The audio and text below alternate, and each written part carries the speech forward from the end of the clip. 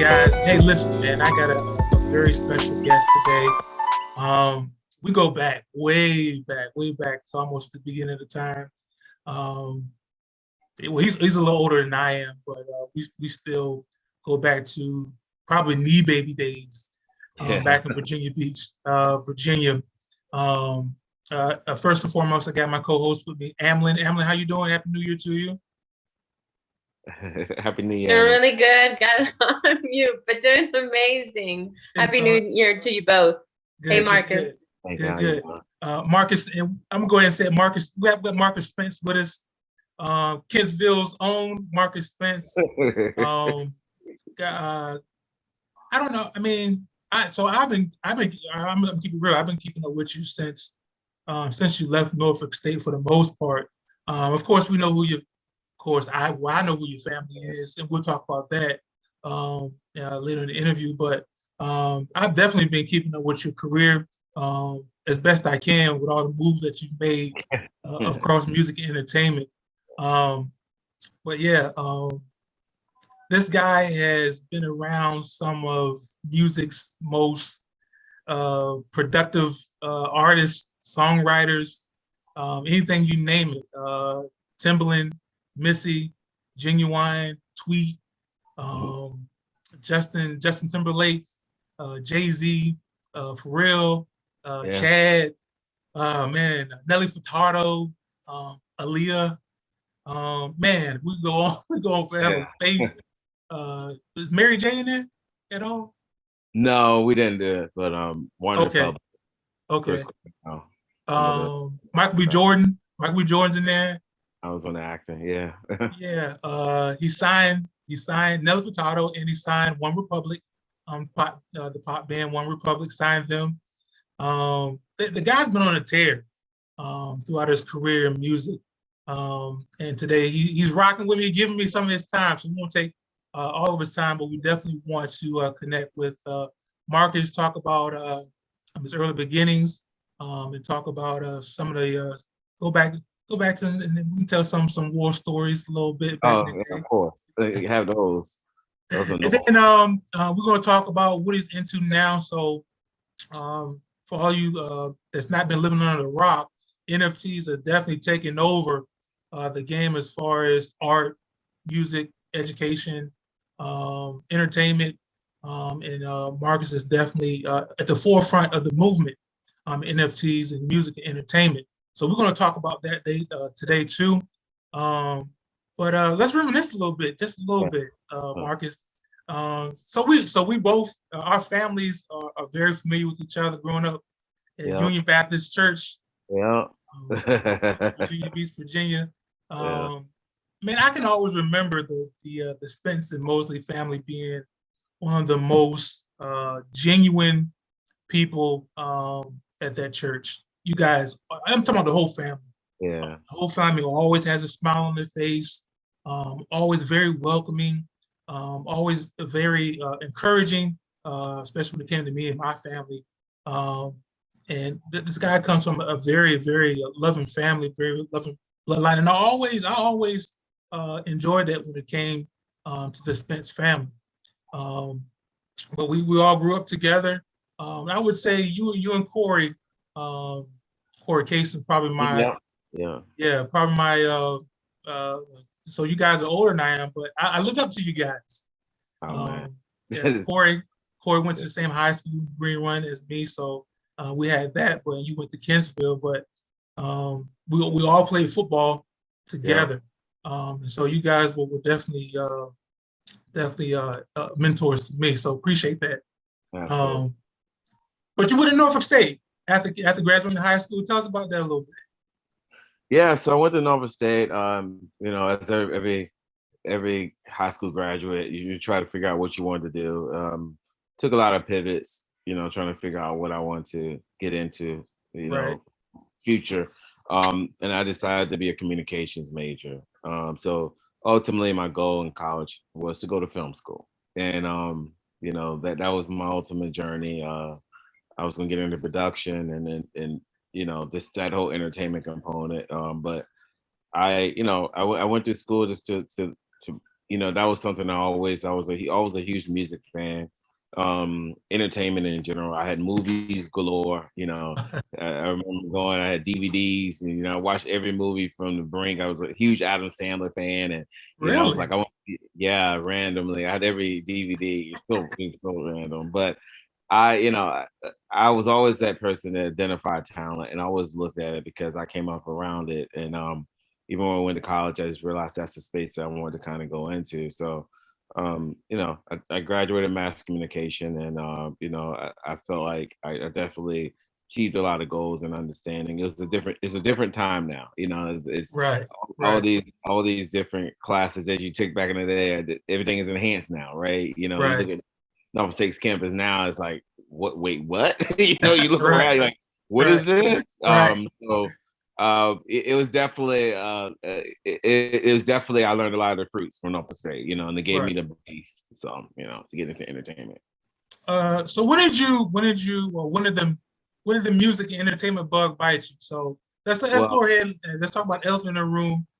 yeah, okay, okay. So I was blessed, coming out and growing up, to be around some of the greatest artists and to experience that whole creative process. So being that I'm related to Timbaland, he gave me the opportunity to just embrace the music culture. Right. So a lot of these talents that were coming up, the i.e. Lil Wayne's, the Jay-Z, the Missy's, that whole era in the 90s, I was able to be around these people and to see the growth of their talents come to light. So I came up a time and right out of college, I was given a job pretty much my senior year in college, and I had to jump headfirst into the music industry. Right. Now, did I know anything? No, I knew from a fan standpoint of just like, oh my God, I love this artist. Like, what do I need to do? Do I need to do credits? Like, what do I need to do? What do I learn? What do I learn? And our first experience was, our first partner was Interscope Records. So you're going into a system, it's an acclaimed system of they've created hit makers all around the world, from YouTube to Nine Inch Nails to Eminem to Dr. Dre to I mean the list goes on. Right.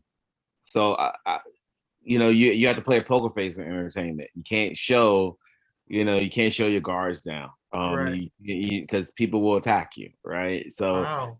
Wow. they look for the weak points, and so our first meetings were my first meeting, straight out of college was like, okay, I'm going up there. We're launching Bubba Sparks. We're launching Miss J. Those were the two artists that were on our first label called B Club Records. And B Club.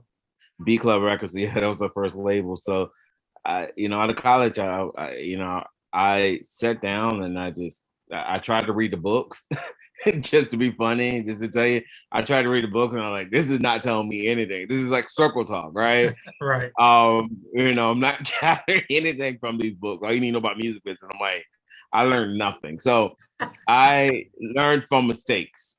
I learned from going in there and getting my feet wet. And I remember saying things off the course of what people would say in a meeting, but it got a reaction. And I learned that the human mind is interesting. You can say things that people want you to say. You can say things that you want to say.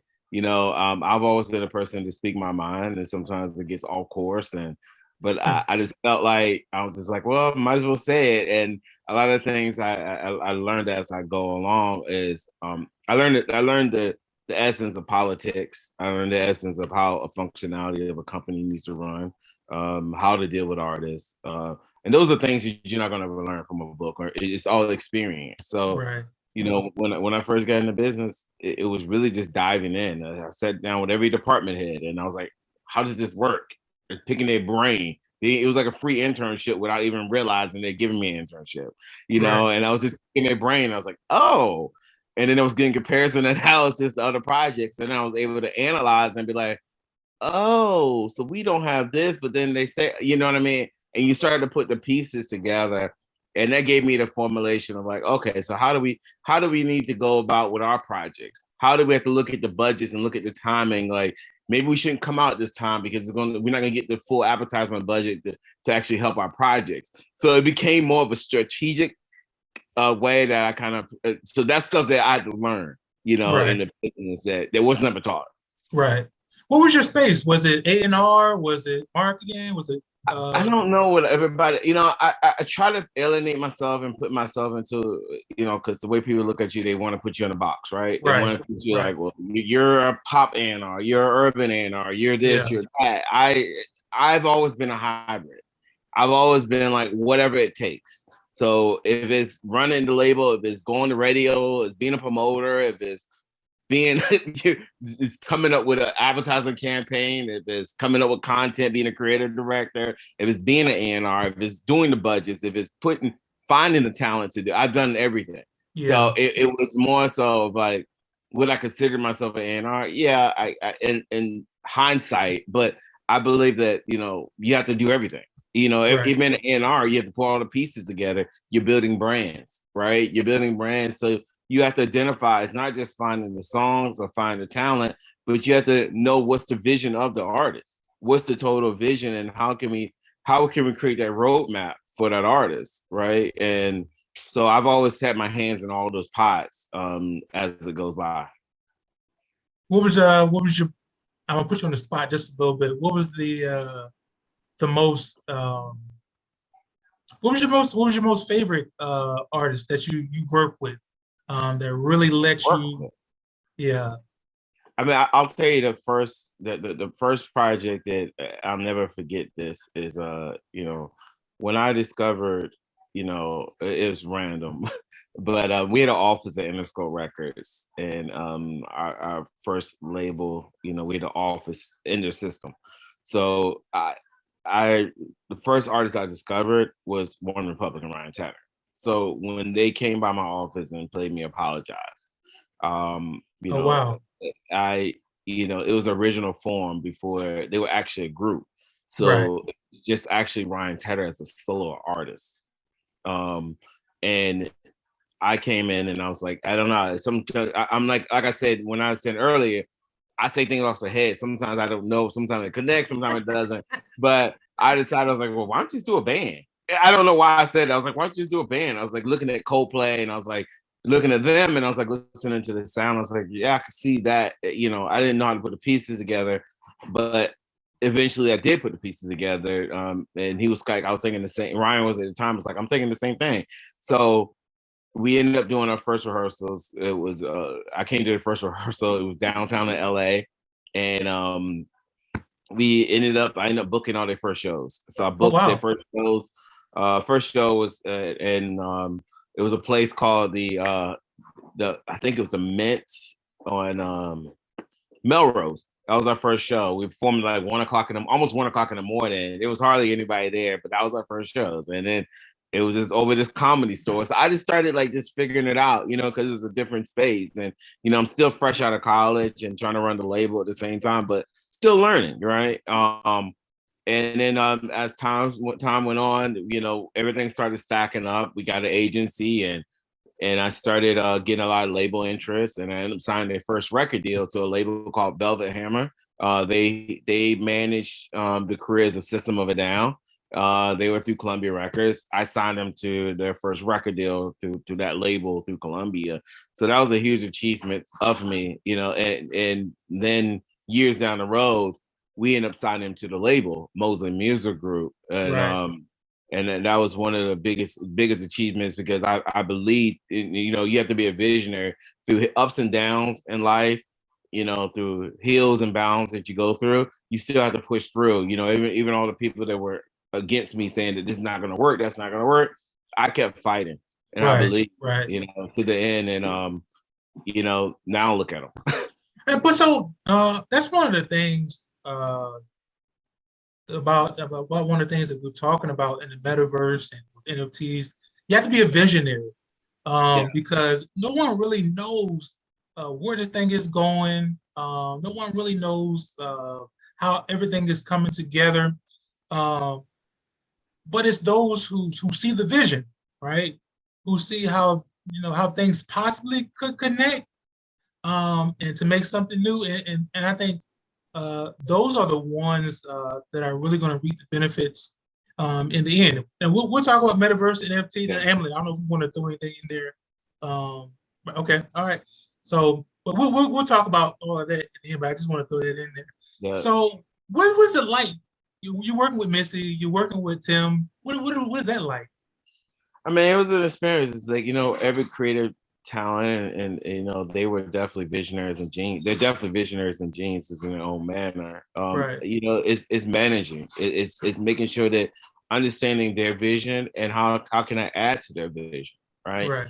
That was the biggest point. I would listen to the ideas, and the way a lot of times the way my mind works is it just mumble jumbles everything and it spurts out something. So whenever I just say it like that, it's like it takes everything what they say and it shakes it up, and then it's like, oh, this is how we should do it. So it's like right.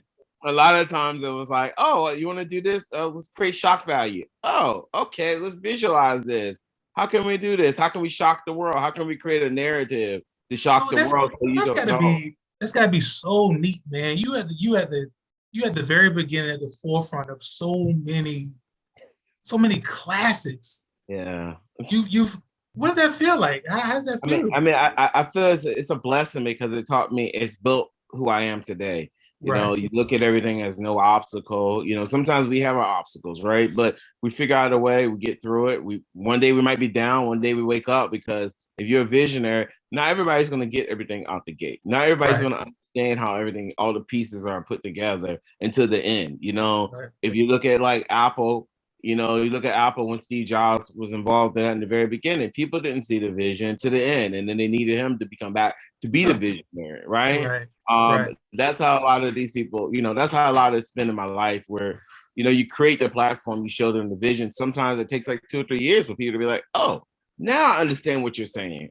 And that's the way the world is. We work in a cycle. So I've always believed that, like, a lot of times with Tim and Missy, they were always ahead of the curve, and a lot of people didn't get it. A lot of people never understood it till they saw somebody else do it years down the road, and then it's like, oh, now we understand, now we appreciate. It takes multiple impressions to convince the human mind to want to. Is that a bad thing or a good thing?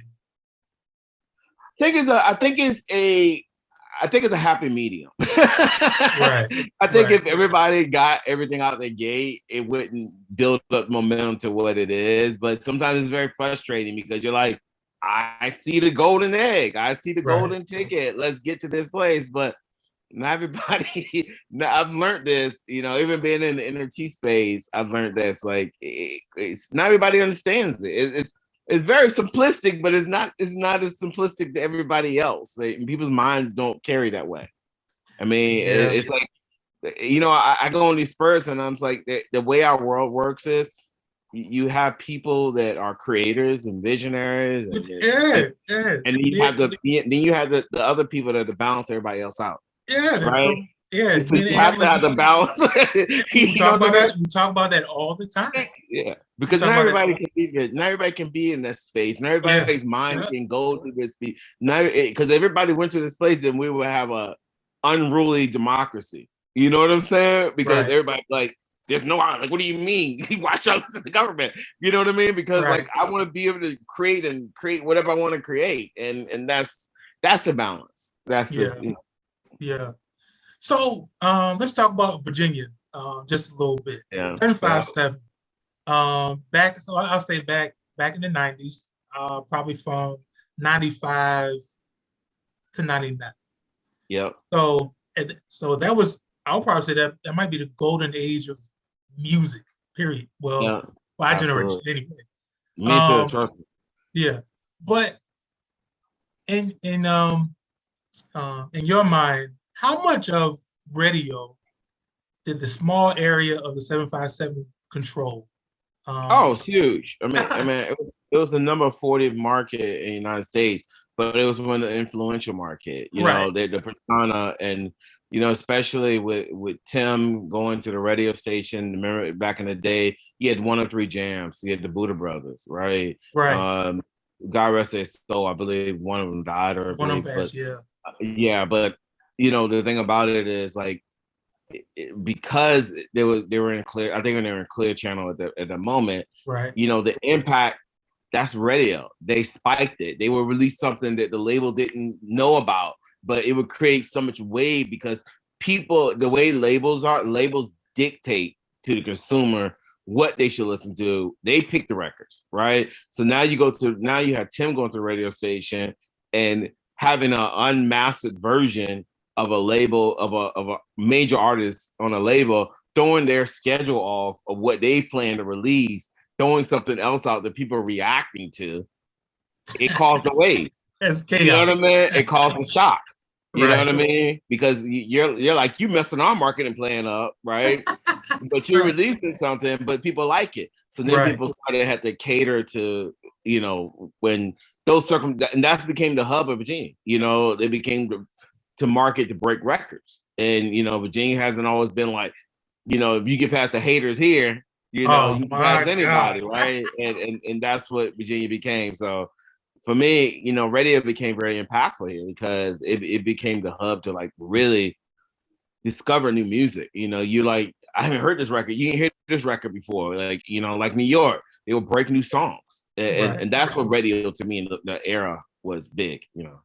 So yeah, so it was y'all, Tim, Missy, it was you, Pharrell, Chad, you had Knots up the Yeah, street, you Knots, had yeah, yeah, yeah, so it was crazy that time. You talk about all you guys just dominated the radio yeah, during that era. So and yeah, being from the area, man, that was man, that was motivating for me. yeah, Because I hadn't picked a space whether I want to do film, I wanted to do music. I ultimately chose film because where I went at Liberty didn't really have music to where I mm-hmm. could really dive into. So I chose film. But seeing what you guys were putting out to the masses, man, it was one of the dopest things Yeah, that I witnessed as a young person coming out of that area. So yeah. It was it, revolutionizing. it really was. It It was really was. revolutionary. And Yeah, I don't think that time period will ever happen again, especially not Virginia. no. Um, so yeah. Oh, so um, talk about after Beat Club. Did you kind of go out on your own, or Yeah, yeah, that was the time when I kind of went on my own at the B Club. You know, I'll be honest, like like I said, fresh out of college, I didn't know anything. We all learning, right? You right, know, we had our ups and downs, you right, know, and that's with any business. And we had to we had to resurface in another form, and that's what we did. And I decided personally to just kind of help go out there and kind of build my brand up, you know. And I stayed in LA and met a bunch of people, you know, navigate network like I never networked before. And you know, that was during that time I was managing One Republic, and then I had a producer I was managing. So I was just out there just really building up my Rolodex during that time.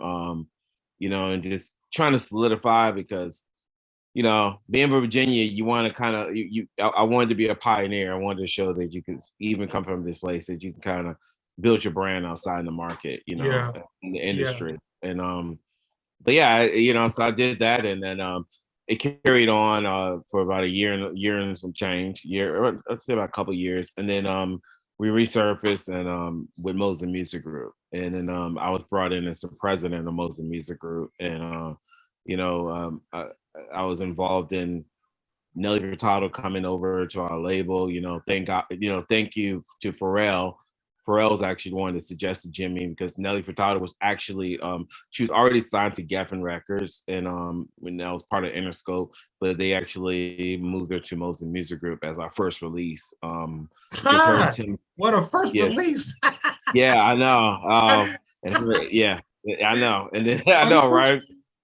Yeah, so you know, so I that was exciting. You know, they had that as a first launching pad of a label.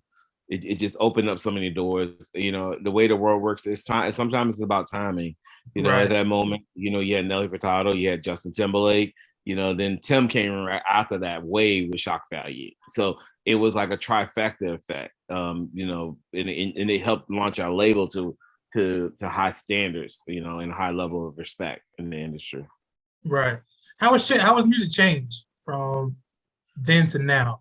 The business has changed. I feel like, post most music group, I worked in distribution, right? I worked for a company called Sync Music. They're one of the biggest Latin distribution companies, and as well, they were building up their urban side, which I was involved in.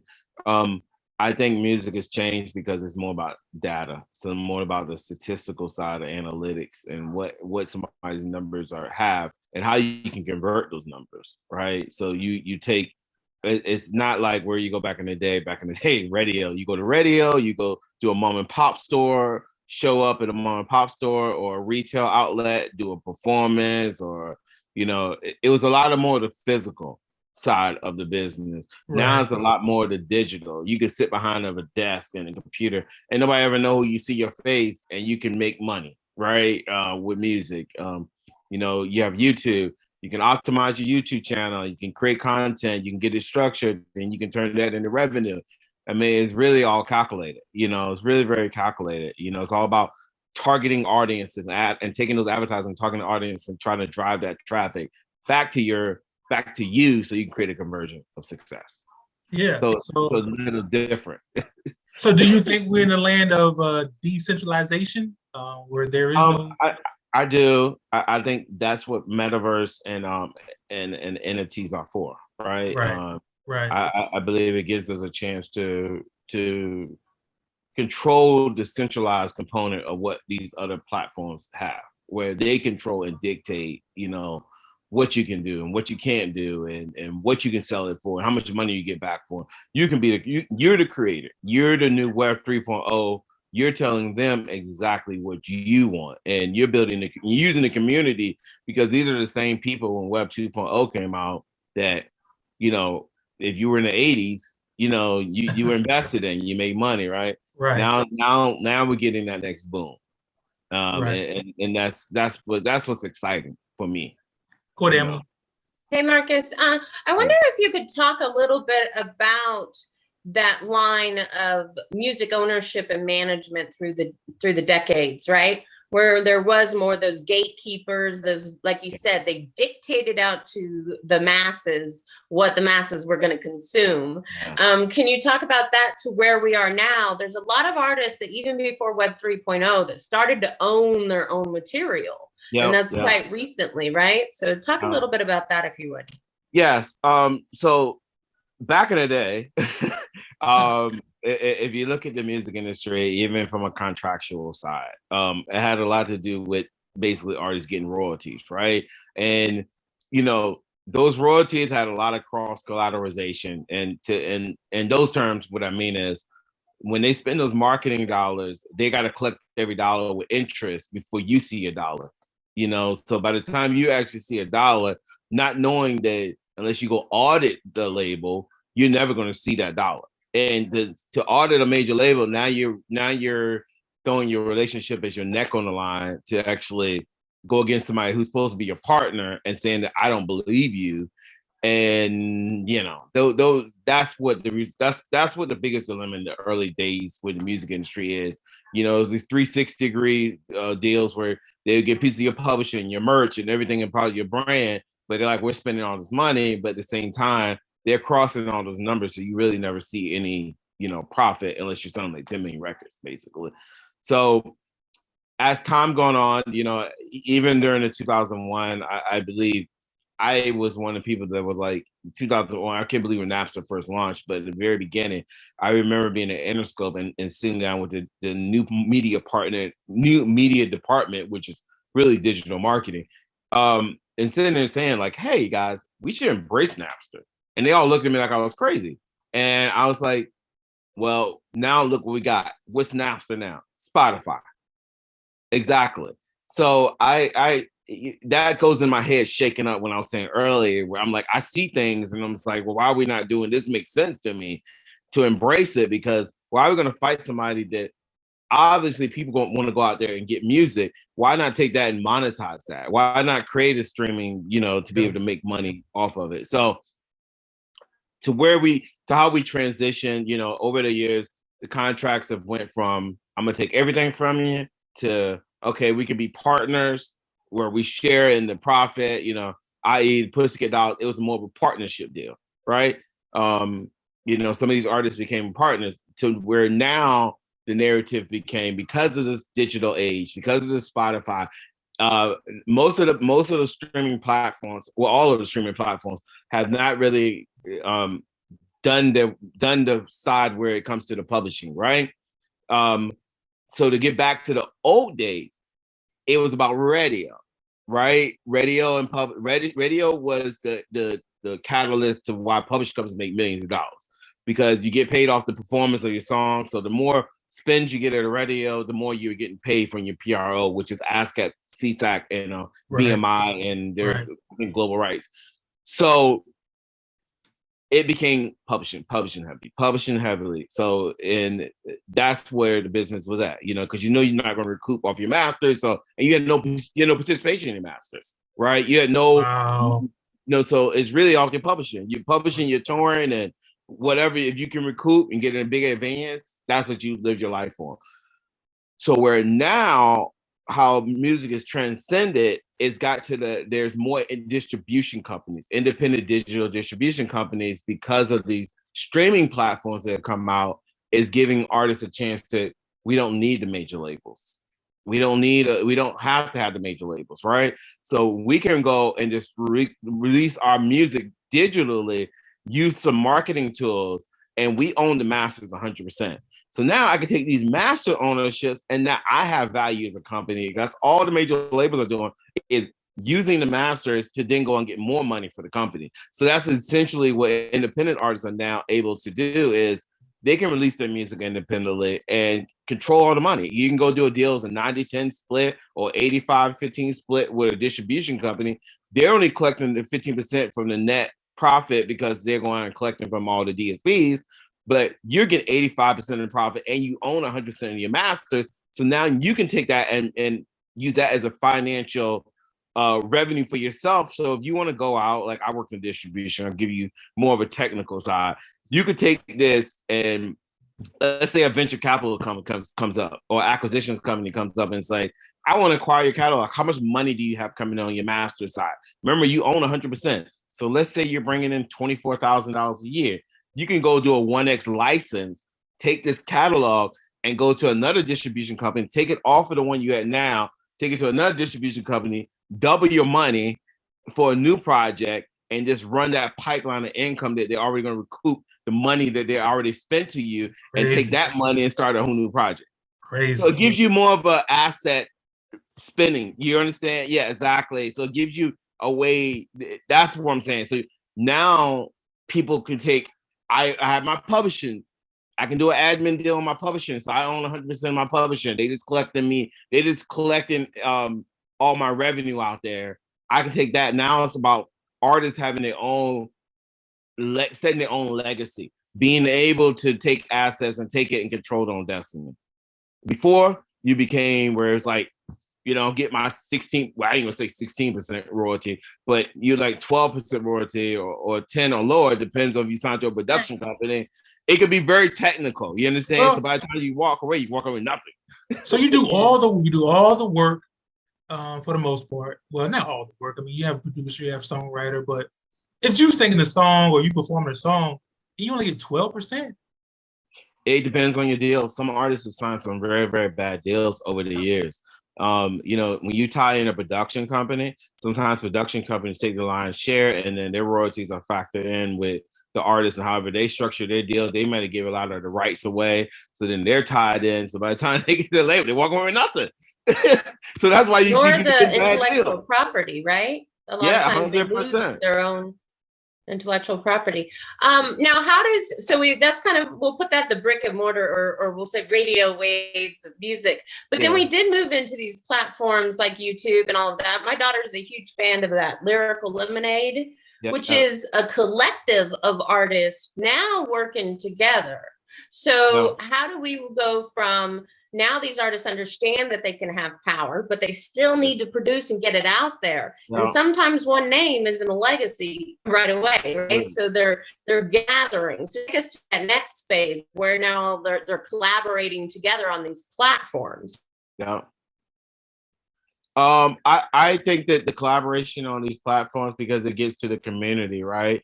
And we work together and we support each other, you know, it's all for a common goal, right? Of success. And I think that that's what the whole new world is right now, is like you look on social media, you get people reposting, supporting each other. Yeah. And that's what the whole industry was built for. It's, you know, it took a lot of different turns, but I believe that the whole point is we love music. We support each other. Like, what was Woodstock about, right? The love of music. Right. That's where I think that it's getting back to. So you look at people, yeah, they're going to support each other, because if one person wins, then everybody wins, right? Yeah. You get the hook in. Now you can create a whole scalable business off of that, where they support and tweet each other. And that's what you're seeing in this space. In the digital space, you're seeing more and more of that. Artist Yeah. collaborations. You saw, you know, I saw a lot in Latin America, where they still do this in Latin America, where, you know, you get one big artist, he collaborates with no-name artist, and then that no-name artist becomes a superstar, right? And it's really, I don't think they're realizing what they're doing, but it's community building. Yeah. Yeah. So now let's talk about your company that you created. Well, I don't know if you created it or Well, it's owner. partner. Yeah, I have multiple partners in there. Okay. But yeah, we all came up with this. You know, my brother's the new CEO of our company. He was brought in last year. We kind of came in and Shout out to Eric. last year. Yeah, Eric is. Yeah, so Eric is the new CEO. All right. You'll be hearing a lot more from him. But he is. You know, I came in this space probably going on 10 months now. I would say about 10 months. And I was brought through a mutual friend this opportunity to get into the NFT space early on, you know, when the wave was starting to hit. And you know, when I got in, I knew nothing. I'm gonna be honest. I literally was like, what is it? My brother's been a crypto native for like 5+ years. And I was like, Eric, what is these NFTs? Because, you know, they got met. This guy met who put everybody together. He mentioned, he was like, you know, NFTs, and I was like, well, wait, what is this? And then you know, it took me a little bit of time to like really understand it, but not too much. You know, maybe like 3 or 4 weeks. But once I started putting in and applying and understanding what it was, you know, it was really, really exciting. So, you know, we all came up with this name Burble together, and you know, Burble? we wanted Burble. Yes, Burble, the company's called Burble. Burble is studios, and so what we created was a immersive editorial platform where we combine icons with top visual artists to tell stories through the visual artists listening to the stories through the icons. So we created this really, you know, we wanted to do something really different and creative, and you know, the thing about it is, you know, in the very beginning, I kept bringing this analogy. I was just like, NFTs, why don't we like storytell? I just kept saying it because artists, the whole point of an artist's career is storytell, right? Yeah. To tell the journey of an artist. That's literally what an NFT, that's what it is. Like you're giving the history of something, and that brings the value to what the NFT is. It's a backstory. It's like anything on the internet. You're like, what does this mean? There's always something that makes you tell you the story, right? You go to the art museum, you're like, what does this art picture mean? That's what an NFT is. Is whatever you make it. Is having something with an emotional connection that makes people like, oh my God, I like this. Oh my God, I want to be a part. It's not bland. It's not bland. It's not like I'm going to do something that nobody has no meaning behind. So that's what got me excited, because I'm like, we can go so many different ways. You know, for me, I'm like, it's like a candy store. It's like I can come up with anything I want to come up with. It's no stupid idea, right? It's no stupid idea out there. So, you know, what we created, you know, our first two iconic artists that we brought on board, Smokey Robinson and hip hop legendary producer Jay Dilla. We brought him on board, and we created you know, we're launching in February called Detroit Rising. and we're telling the journey of experiences that both these artists and as well the visual artists went through and growing up in Detroit, and having them tell the stories through these NFTs. And you're talking about a wide range of time too. So, man, yeah, like, yeah. So we one can, is, one is Motown, one is hip hop. yeah, and one is, and the beautiful part, we're telling untold stories. So these are stories that Wow. people have not heard before. And wow. yeah, and so when you're telling these stories, now you're having the visual artists do their interpretation of that story. And that's what art is. Yeah. And that's what art is. And that's what So this NFT next month, you guys are releasing? Yeah, we're looking to release next month. That's the goal. That's what we're working up to. It's cool. We created this, like I said, it's an immersive platform. It's interactive. You're able to stroll through and read the articles and hear the history and connect with the NFT and connect with there's behind the scenes content that there's content that also talks about the experience and what this meant. And it's like literally walking into a museum and pushing a button and being like, okay, so what does this mean? And then you hear it and you're like, oh my God, I really love the painting now, even more. Right. Yeah. Right. So Marcus, let me understand this. Your NFT is your membership to the community, obviously, but access to this portal that you've created with all these experiences, correct? Yes, there's going to be a community built that's going to give you, we're going to eventually, I'm sure we're going to do tokenization, token drops, and we're going to give, free giveaways, all that fun stuff, because we're all about community. We're actually building that as we go to go full-fledged. We partnered with the Polygon network. So they're really one of the top L2 networks out there. L2, what's that? L2 is the layer 2 on Ethereum. So L1 is more the L1 is where everybody knows. They have a little bit of higher gas prices. The L2s are cutting back on the gas prices, so it allows from an environmental standpoint. It's more attractive to a lot of people, and right. A lot of people are starting to go to the L2s. Still L1 is still prominent, but people are going to the L2s now. So you're seeing a lot more of the NFTs starting to go their way. Yeah, storing it on those higher gas prices can be very expensive, for people. So we're we partner with them. Everybody's extremely excited as we are as well about this project. And these are, our goal is to keep launching these pieces and bringing these iconic artists and doing these collaborations with these amazing visual artists that we bring on board to tell these stories from an artistic side. That, as I would say, MTV Diary meets, VH1 behind the music. Oh, wow. Take that analogy. You know what I'm saying? Oh, go ahead. I didn't want to cut you off. No. That's okay, so I love to visualize this stuff and okay, so let me see. I want to purchase, I'm really fascinated about this era of music or this individual or whatever it is. And y'all are going to be telling a story that isn't for every ear out there to hear. Yeah. So I'm going to purchase this NFT. It's going to allow me into this portal to have access to the story. Now, I assume you're creating scarcity, correct? You're not going to make a billion of them. No, they're not. You're going to make a cup, are you talking hundreds, thousands, 10,000s? 1,000 for one of the NFTs, and it's going to be gamification for some of these stuff. So there's going to be gamification.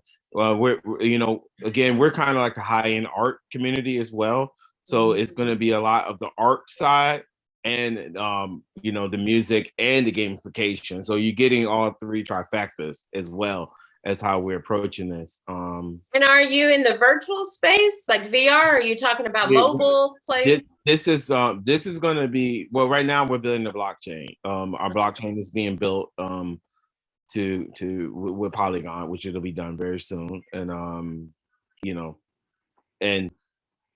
right now it's going to be on the blockchain, on a smart contracts, right? We haven't got to the metaverse side yet, but that's going to be part of it. And when you get to the metaverse side, bro. Yeah, I mean that's the fun part for me, because when you get to the metaverse side, bro, I'm telling you.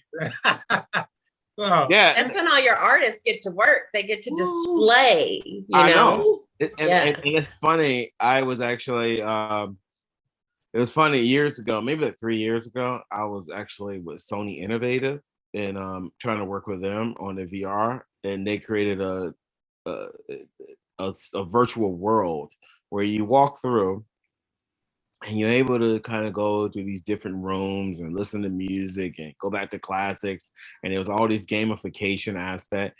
That's what the metaverse is. It's the Yeah, same thing. yeah, And literally, it allows you to go into a world and be somebody else, right? right, And if you go right, to a concert within that world, you can go to a concert within that world, right? You can right, go look at a right. show. You know, That's you what I'm can buy a saying. ticket. You What you know, guys have created, once you bring that to the metaverse, my brother, ooh, we. yeah, I know. I mean, that's why I'm excited because Right, yeah, I get it's it. I literally get like, it. you know, it's nothing that's been done in this space right now. So we're extremely excited at the capacity of like showing people another way, you know, that how you can introduce NFTs, you know, in Right. a way that's different. And can we talk about the wealth aspect of not only the creator, but also the community that's Yeah. purchasing those NFTs and how that's transferable throughout their usage of it? Are you how much Yeah, are well, you aware or into creating that?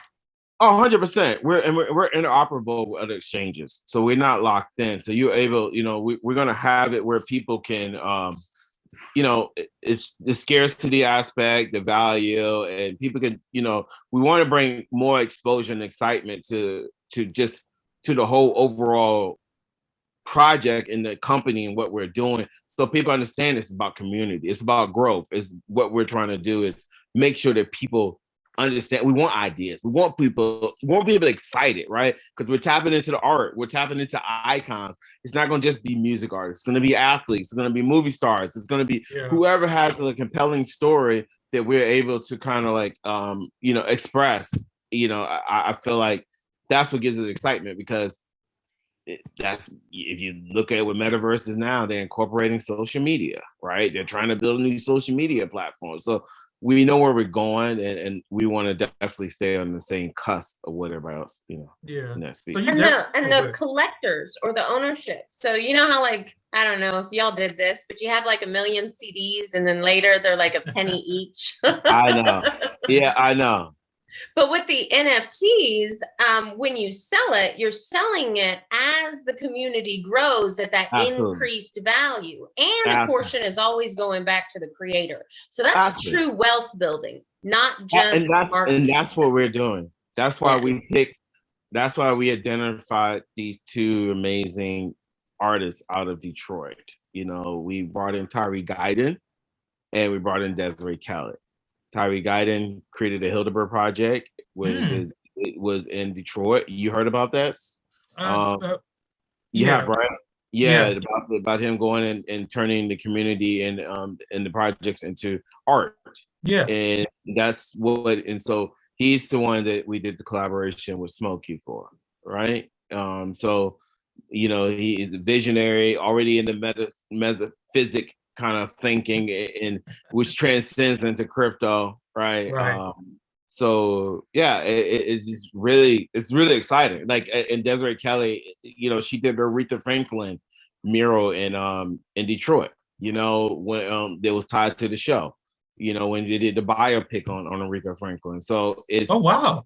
yeah. So we brought in people that we felt we're going to definitely connect all the pieces in a way that we wanted to show. You know, we wanted to show community. We wanted to show that, hey, that's why we that's why we did Detroit Rising. Like we're gonna do Jamaica. We're gonna do other places. We want to showcase who, you know, from a collective, like what this is.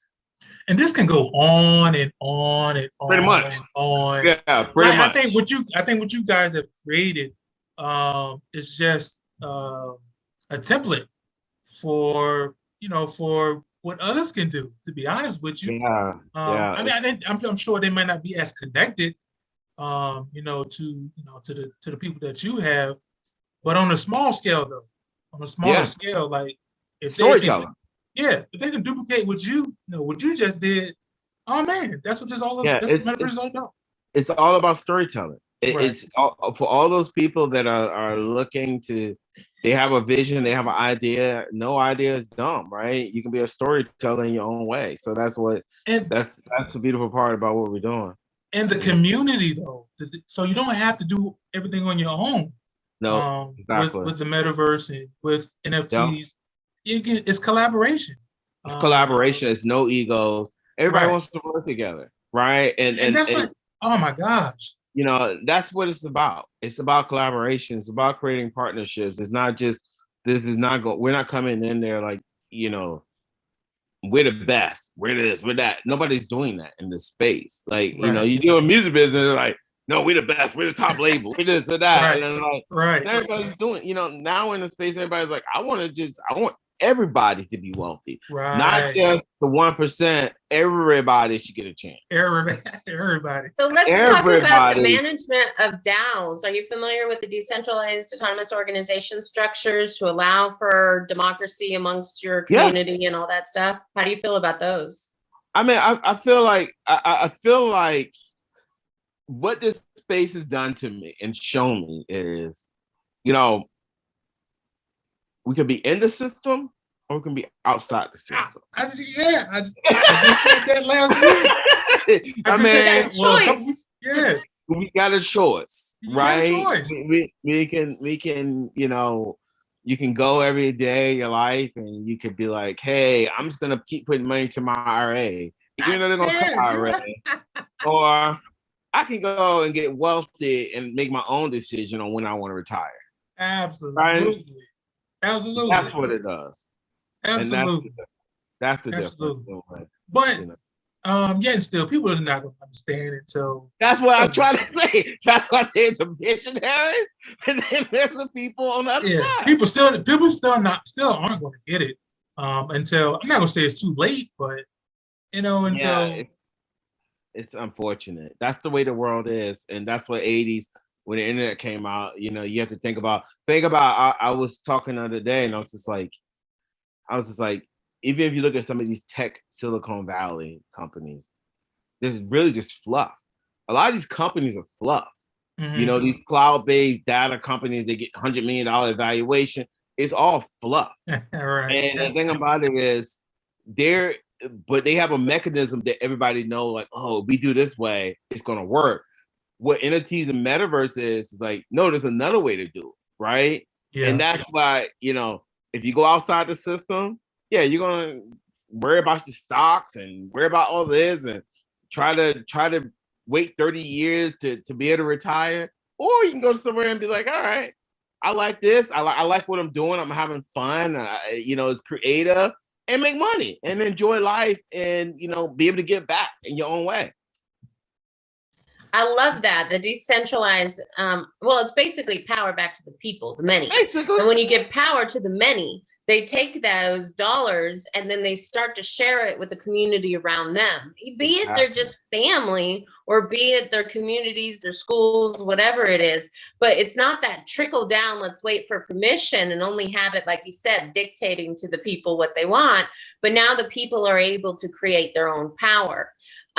When we talk about adoption, right? Innovators first, early adopters, and then the people on the end. How do you feel about this?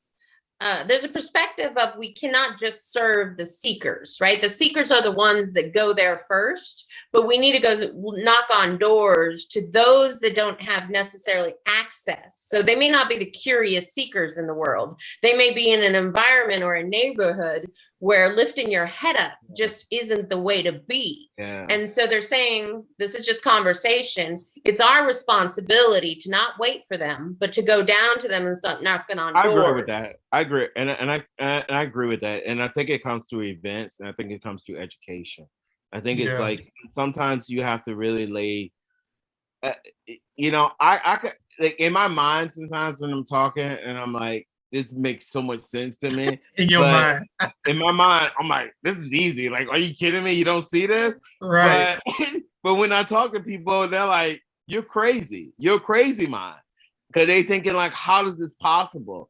We don't understand. Like, we can go to McDonald's and we can buy a Big Mac. What do you mean I can go buy a Big Mac virtually?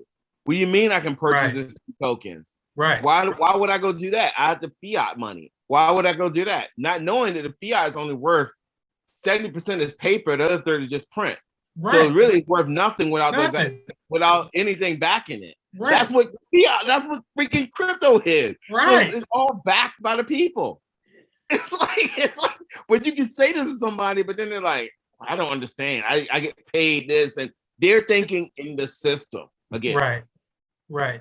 It's because they don't understand. And like Emlyn is saying, we have to educate. We have to expose. You have to educate. It's gonna be tough though. Lord knows it's gonna be tough. It's gonna be. It's tough as I literally sometimes when I talk, I'm like, I know people probably think I'm a nutcase. They're probably like, what are you talking about? Like, what do you mean? I'm like, it all makes sense to me because you can predict, you know, I have a mutual friend that is working with NASA and a lot of this initiatives. And I'm like, yeah, they're building a whole new world on Mars. And they're like, we don't see it. We don't understand. And I'm like, you're going to learn later. And then you're going to be like, oh, wow. You know what I mean? It's just, that's the way our world works. They're like, we know here where the ground is. We know there's nothing outside here. We're here now. We see what's in front of us. I see that person in front of us. They don't see beyond the person in front of us. You know what I'm saying? Yeah. Does that make sense? They don't see beyond. That's it. Vision, the ability to see before it's right in front of your face and fact and concrete material manifestation already. You got to see it before. I think the metaverse is going to help though too. It is. Because someone who may not believe that there's another world being created on Mars, go jump in the metaverse. I mean, that's why you look at all these people going up on it. The people think that they're flying this large telescope to space for no reason. Like, why would they do a telescope to space? Why are they taking all these tourists? Why are they trying to do these tourist trips to space? It's an adaptation. So you understand what's else out there. You know what I'm saying? It's an understanding because yes, you can get that experience, but they're you know, the way the world and all these go conversely with the metaverse and crypto and the narrative and what's coming about. Like you have to understand everything is crossing over, but people don't want to acknowledge it, and that's why they don't be petrified. You're a crazy person. That's say they are petrified. They are petrified. They are petrified. You should see all the doom seekers about it's going to what have I heard? Dehumanize the population. All kind of stuff. There's like think about that. I mean, just take the rationale right now. This again, I've told you. Think about the virus, right? Think about the virus. The virus is mutating over and over again, right? Right. You know, we're on to our next. You know, after Omnicorn, you have the next one, the Florina. That's what influenza and 2 forms of COVID. Come on, you know what I'm saying? So you have to understand what's going to happen is what happens. Think about what happens. People go home. You stay in the house. And so that's why I think education. That's why I think education in the metaverse is going to be so pivotal. 100% it is. 100%. You can immersively be into it. You can be in your own space and learn. And that's and not have to worry about the outside world. I mean, exactly. For the most part. Well, I think there's an evolution that humans are going through to more of the consciousness and less of just the physicalness. I mean, we do have bodies. That's how our consciousness express. But what it means to maneuver our life just in the physical, right? The limitations of the body. Now we're much more evolving our consciousness to be able to voyage through our minds into those open spaces, which is what leads us to Mars, because this is limited. But if we can start focusing on how far our consciousness can voyage out, humans will be infinite. And that's exactly it. And that's what it's like. I joke, and I mean, when you talk about Mars and those kind of things, you know, you can see enough videos out there. People like, you know, like Procter and Gamble's going to Mars and taking product. Like, why would Procter and Gamble do that? They didn't know what's going to happen, right? Why would Nike and Adidas and products and all this sending stuff up the space just test it? No. They know what they're doing, and that's the thing about it. If you look at the world is shifting. It's shifting every day. You know, We didn't listen to the whole climate change. You know, we didn't listen to the and then now it's like we're going to hit a point, and that's why change has to happen. So you know, again, it gets back. That's why NFTs and metaverse and crypto are very, very important, because it's giving us a chance, because the world is going to shift. It is. It's shifting now. It's very much so. Yeah. Okay. So Marcus, let me just share with you the analogy that I use. So you know how like trees, like apple trees, right? They grow and then they flourish, right? The apples are big, they're juicy, but if you stay on the tree, they drop, right? Then they stay on the ground and they decay. And out of that decay, these seeds actually get pushed into the ground and new things arise. So I don't think that the world is going to shit. I think that we're decaying all those narratives and systems, and something new will grow again. But it's painful to the most that hold on to the past. And we that are already in the future need to have compassion. They're going through decay, and it is not pretty, and it stinks. It's terrible. It's happening. I mean, there's a huge decay. I mean, you look at it. I mean, you can see it. And it's like, think about it. We have all these viruses, and the climate is storms everywhere. People getting stuck. What is going on? It's like a movie, right? You know, it's like a straight up movie. So yeah, I just, you know, for me, it's like that's why I love the space of NFTs and just being on the creative front with this. Right. To really just think outside the box. That's all I've ever lived my life on, is thinking outside the box, thinking faith the possibility. Yeah, exactly. It's nothing is like, I would tell people, I don't know how to get to Mars or get to the moon, but anything else can be figured out. You know, I might not be able to be a doctor or scientist, but I'm saying life and some of the nuance and the physical and just using your mind, anything else can be figured out. Yeah, I agree. I definitely agree. Well, you already answered my question about how much NFTs and metaverse are going to change the game. We already answered that. Man, it's exciting. I'm really, really excited about what's to come. And absolutely. I'm excited that what we're gonna do with Burble, and I can't wait to show everybody and share. Because I think it's going to be something that's going to be revolutionizing. It's going to give people a different way of like looking at NFTs and incorporating, and that's the whole purpose of it. We wanted to create something that, you know, you're seeing people do it one way, but it's open to any way. That's the beautiful part. There's no right or wrong way to do anything, because this is a whole new space that everybody's just trying to figure it out, right? Yeah. Everybody's on the even playing field right now. Everybody's on the even playing field. It's an even playing field. There's nobody bigger. There's nobody better. There's nobody saying that it's all even. You know, it doesn't matter how many people come in and say they're a genius. Nobody's a genius at everything. You know what I'm saying? It's like we're all figuring out together. We all have opinions. Yeah, I love it, man. I love it. So when I was telling Amlin earlier today, when I was creating my brick and mortar school model, I felt very isolated. I felt on an island, man, by myself. But now I'm transitioning over to Education 3.0 and the metaverse, and adopting those philosophies and things that you can do. Man, the community, Amlin, the people that she's brought in, very, very collaborative, man. Very, very welcoming. And just at the things that you could possibly do in education, with music, with art, with entertainment. Everybody's collaborating together. Everybody's working together. Absolutely. It's beautiful, man. It's beautiful. It is. And that's the thing about, you know, even when you look at music, you know, in the metaverse and in the NFT space, now you can build community around your songs, right? You offer shares. Absolutely, man. Now people can collaborate. Now people are sharing in the profit. It's all about generating wealth across the board. That's exactly what this is. So, you know, I think music is going to be a very, very, you know, I go back and forth because I know that sometimes it's better. I'll tell you what I've seen in the cheese space is it's better for the unknown artists to do the NFTs with their songs. Right. Sometimes the bigger artists, because the bigger artists are rich already, right? Yeah. Newer artists aren't. And this whole thing is about equal opportunity, right? To give people a chance.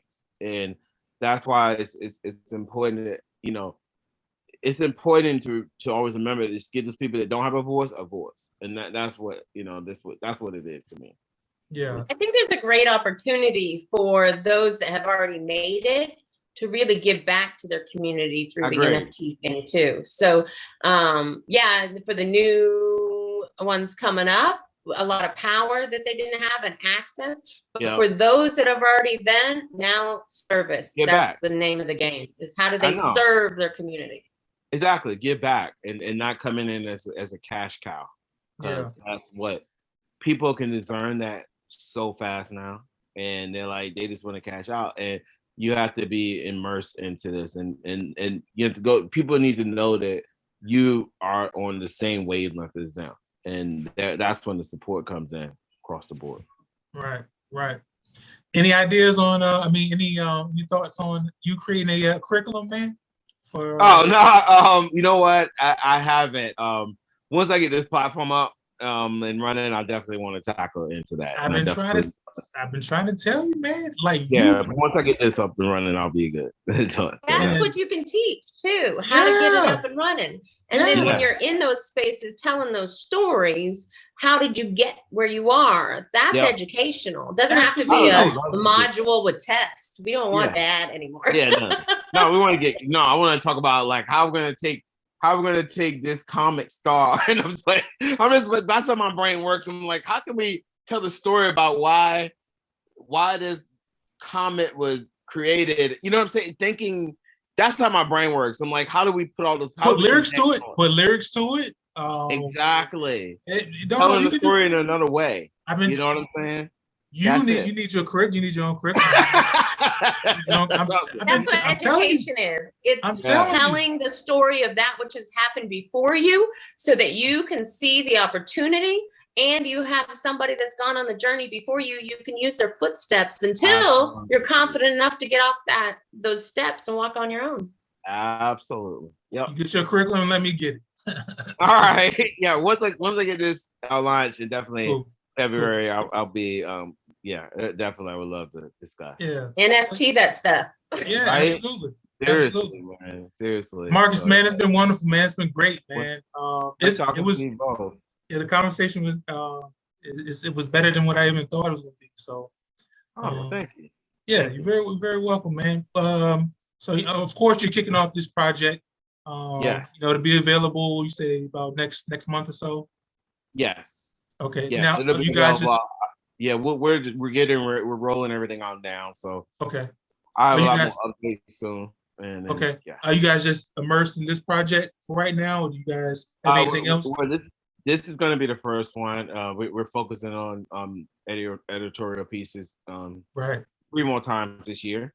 Right. So we're not doing the normal where it's just we just release something a month. We're trying to do, because this is a whole build up and a whole marketing tie-in or everything. So it'll be 3 more of these next year. 3 more going into this year, and then it's gonna be different iconic talent that they're gonna be coming. That we're gonna attach with visual artists. So it's gonna be dope, man. That's really nice. That is really dope. Hats off to you, bro. Where's your community at, Marcus? Are you on Twitter? Are you guys in Discord? Or he's nowhere. You can't find this guy. Well, we've been stealth. And we have been very stealth because we were building. I'll be honest, we were stealth, but I would say within the next week or so, I'll have more updates. We have a Twitter, we have an Instagram.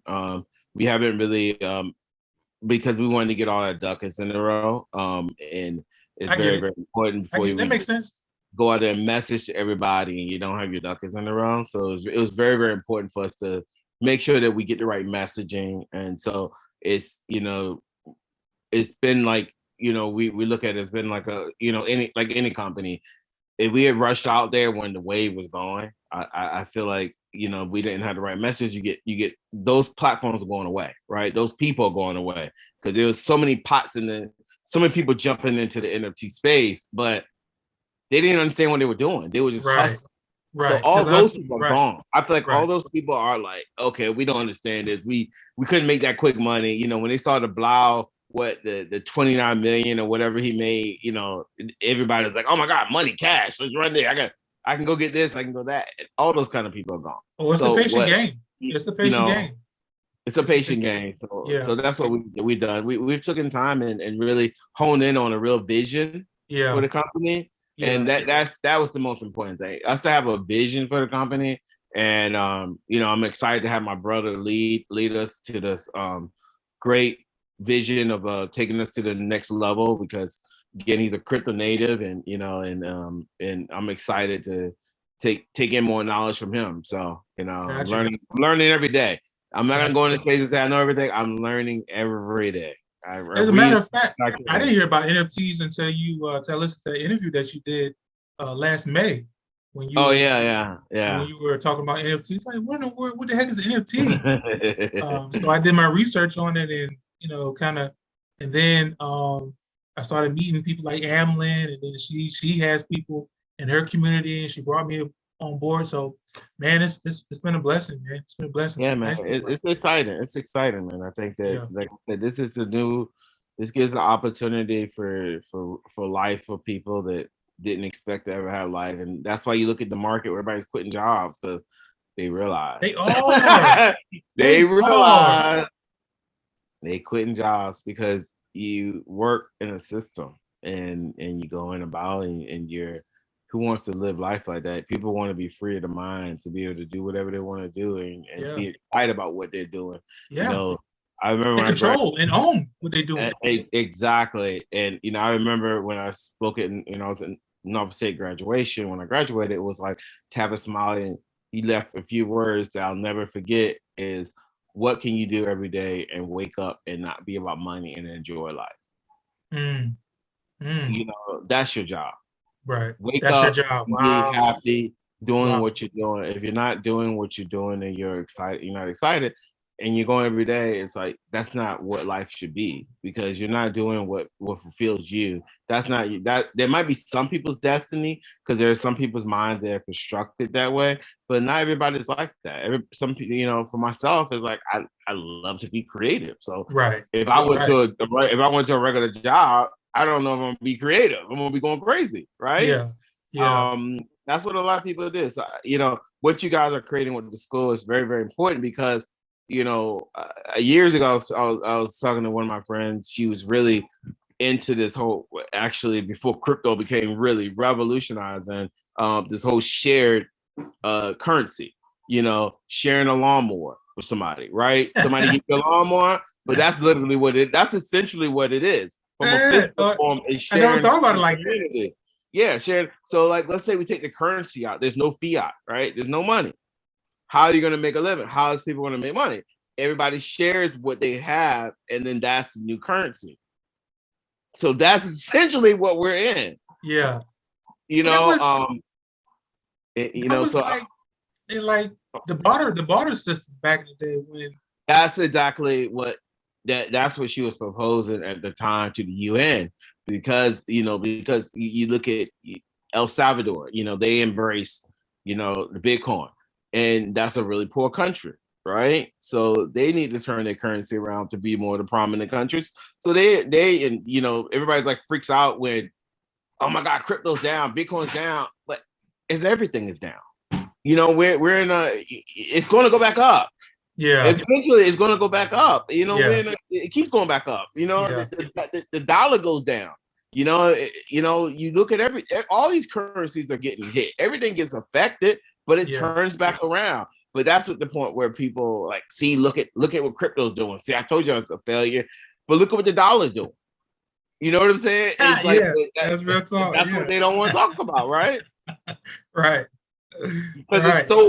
Because our brains are so trained a certain way, right, to follow like a system. We were taught this as kids. That's what it is. But yeah, I you know, for me is you know, I looked at that when she was telling me, and I was like, I got it right away. And when she explained it to me, I got it so quick, and I was like, but I just think about people's minds. How do you communicate that to it comes from an educational standpoint, because people don't understand that. They don't want to understand it. I think too, once more people get into the space, you become the light, that other people start to see. Plus, That's it. they see their fear, their concern of survival. There's just a different expression that they have versus somebody who's got roots and is in alignment with their own life expression and has peace. Yep. Now you start to shine that, people are going to go, I got a choice. How the heck are you doing it? But we don't have enough people in those spaces yet because we're so new. The people that are rising to the top are the ones with the resources already sometimes, you know? Exactly. That's the thing about it is that's the thing. Yeah. The people at the top right now that are already financially stable, that, you know, and if you look at the Dow, you look at some of these money talks, you know, you look at the money talks, they bash crypto. But you know what? Of course they do. But you know why? You know what they're doing? Dumping money into crypto. Absolutely. And they don't want you to they don't want you to get it. That's the thing. They want to buy the dip. They want to buy the dip. They want it to go down so they can buy the dip to get in, but they don't want you to buy the dip. You know what I mean? They want you to buy it when it's at the top, but they don't want you to, because then you become in their level. They don't want you at their level.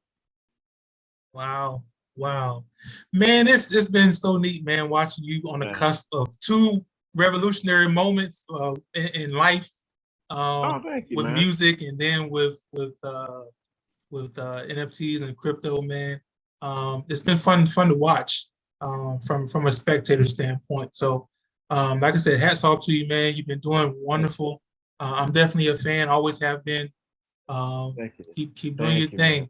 Let your family know I said hello. I will, definitely, man. And keep doing your thing. All right, I appreciate it. I'm trying to put it. Stick around somehow so we all can continue to play with each other in this new world, right? Yeah, of course. Absolutely. So, yeah. Absolutely. Pleasure meeting you. I love meeting good people. Good energy. You know what you're doing. Thank you. Appreciate it. Good people too as well. Yeah. All right, Marks, man. You take it easy. Have a good one. All right, you too. All right.